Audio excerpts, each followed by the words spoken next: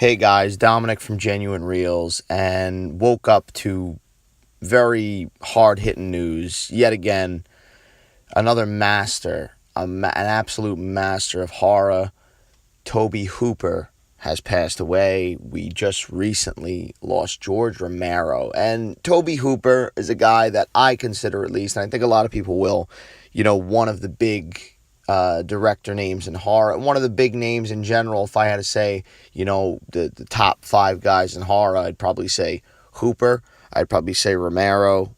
I'd say Wes Craven, who, of course, we already lost. Carpenter and Stephen King. As far as just influential guys in horror, I guess in the last, 50 years. But age of 74, this guy, of course, the director of Texas Chainsaw Massacre, one of the movies that changed horror. Really, without Texas Chainsaw Massacre, we wouldn't have so many movies. We wouldn't have, guys like, I'm not a big fan of Rob Zombie, but you wouldn't even have guys, like Rob Zombie doing what he does. Of course, he did the sequel, which I always had mixed feelings about. I started to like a little bit more later in life, and I appreciate it for, the satire that's going on there. But I woke up really depressed because, Romero was a big one. It was a big one, and back in a few years ago when Wes Craven died, it was a big one. But to have back to back, essentially, these guys are going, and it's a listen, it's the way of the world, but it's still doesn't mean I'm not depressed. Salem's Lot, he directed the TV movie based on Stephen King's novel, which I absolutely love that novel. One of my favorite King novels.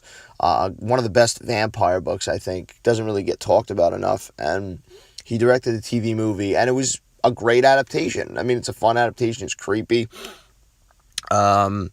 What else did he do here? The Funhouse. Oh my God, I love the Funhouse. I remember, catching the Funhouse on TV years and years ago and absolutely falling in love with it. It has, the creepiness of Texas Chainsaw Massacre. That, God, I don't even know.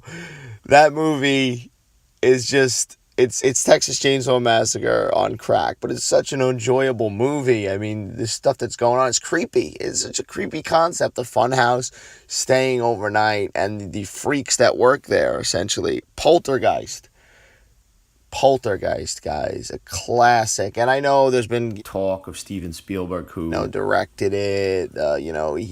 He directed it behind the scenes, really, but Tobe Hooper was involved, and what a great movie. Life Force, a movie written by Dan O'Bannon, of course, who wrote Return of the Living Dead. Another fun B movie, just, in space, vampires. And, I wanted to bring up something that a lot of people might not know of, maybe not. I read a few years back, probably about almost 10 years ago now, I read Midnight Movie, which was a novel written by Tobe Hooper, and it's such an enjoyable horror novel. I really, really loved it, and I was always hoping for him to do another novel. I don't know if he was working on anything or if he's got anything. I got to look that up, but definitely check out Midnight Movie. This was something that was definitely worth reading. But guys, oh my God, one of the great horror directors. I can't say it enough. This guy, along with the other guys I mentioned, changed horror.